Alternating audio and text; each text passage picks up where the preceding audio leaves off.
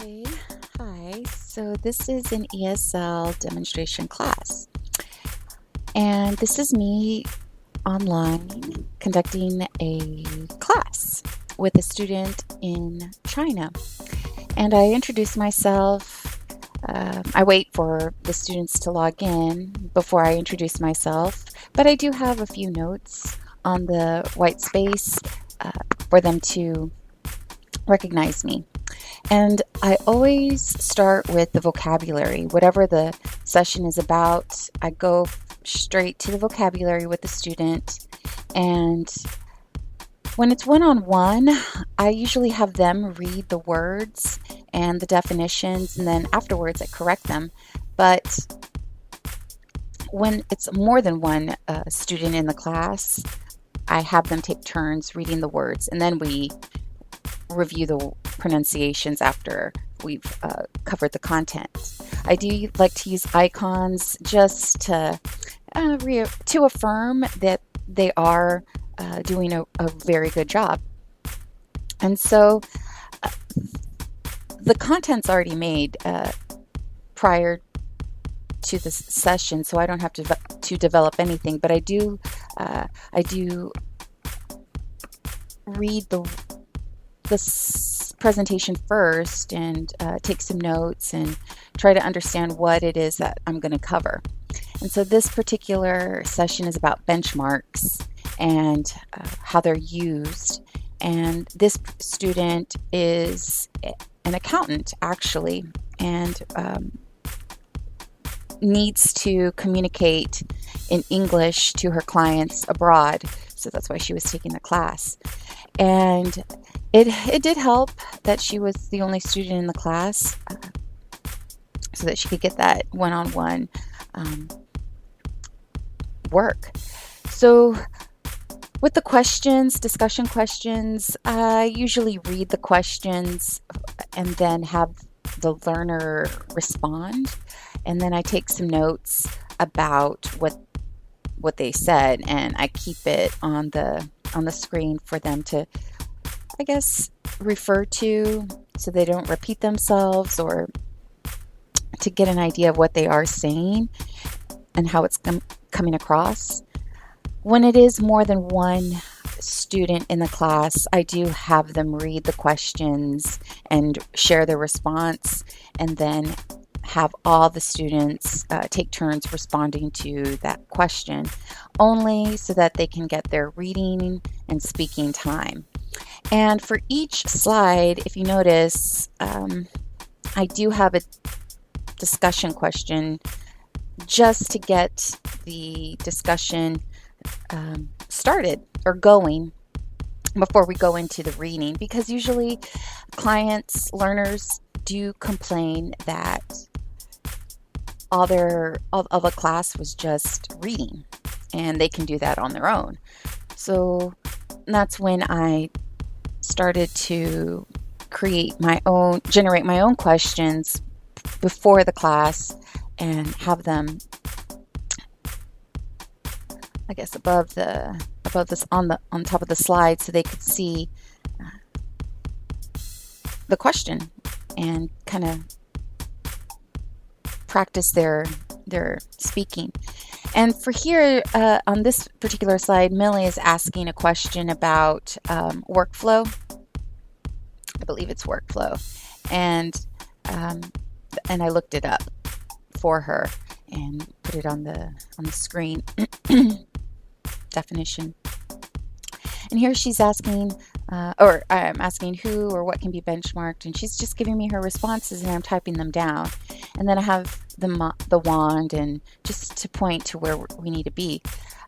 In this particular class, I do not see the learners, but they see me, and all I do is hear them. And so that means I have to be very animated with my facial expressions, just so that they, again, can see that I am paying attention, that I am focused on the class. Here I'm taking notes, I'm highlighting certain words that we want to practice repeating, and she practices them with me. And again, affirming, yeah, 100. So there's the question, and then she's giving me her response, and I take down my notes, which is really helpful because they enjoy, even if it's a one sentence or a quick, I don't know, or response, at least we're engaging the learner to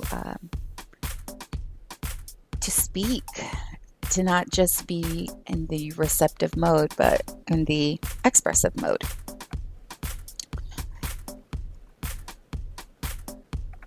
Again, just going over words to practice.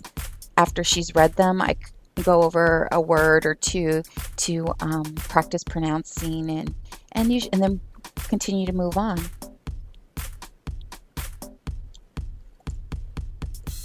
So like I was saying, the classes are going to be different each time. No class is the same.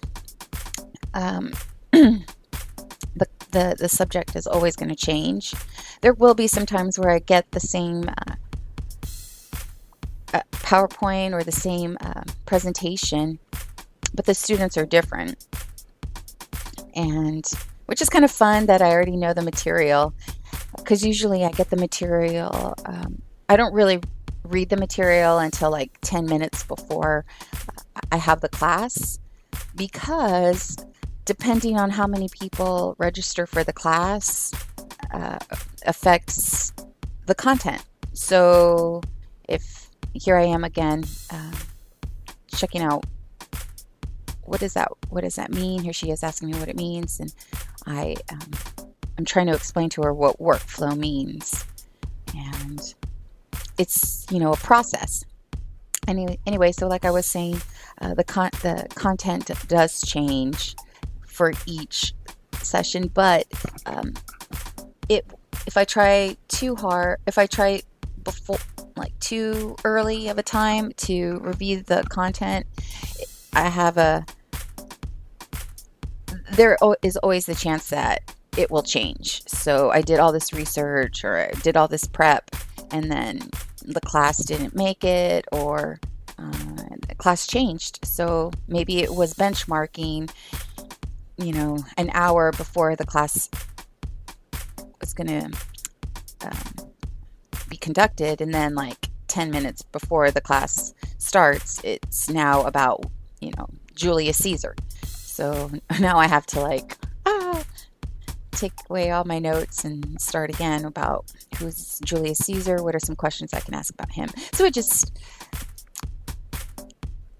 it isn't too hard for seasoned teachers, because you got to change your your lesson. Sometimes you throw it out the window the day of, but you do have to be quick on your feet, so to say. Anyway, so we're continuing, and it's really important as a teacher online or as a consultant online to really pay attention and to do your best to make the most out of this learning environment. And if you look on right above my screen, on the top of the screen, and the yellow is the time. So it's giving me the time countdown. And this is a 45-minute session, but I'm only on slide 9. And so what's going to happen is I'm going to go over and over time. But if I go too far over time, then it'll just cancel out.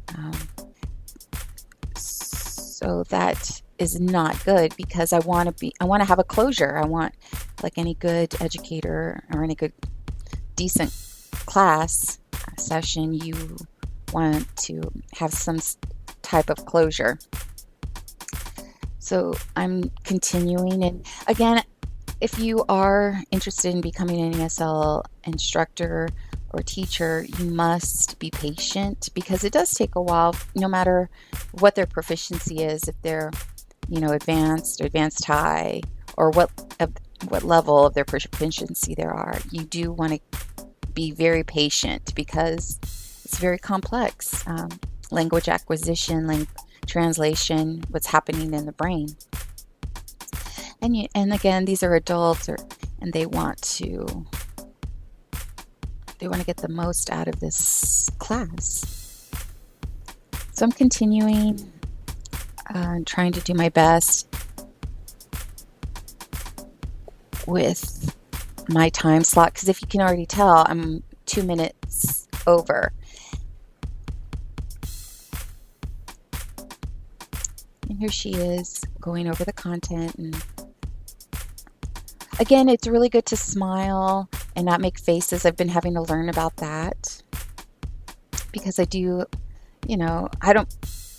just catch myself. I think we all do. We end up making our face ends up in a scowl position, but we're happy. It's just the nature of concentrating. And so I have to be very cognizant, aware of my facial expressions.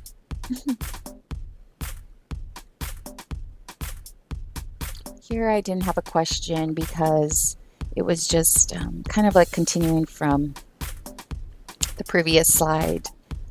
And she did ask about leapfrogging, I believe. And there are our words, and I do review the words after every lesson as part of closure. And I went back and again reviewed the words that we covered in the discussion.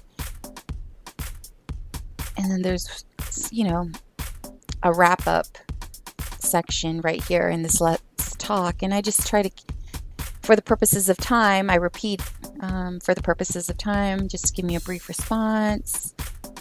And everyone's very professional.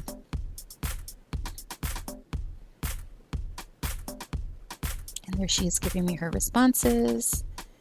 And I don't want to be rude. I want to, I don't want to rush her, but it is clear that it's over.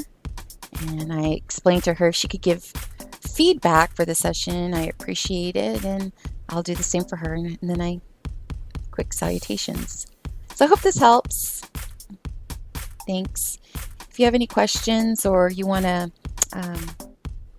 more information, you can always contact me at reginahernandezconsulting@gmail.com. Thank you. Bye.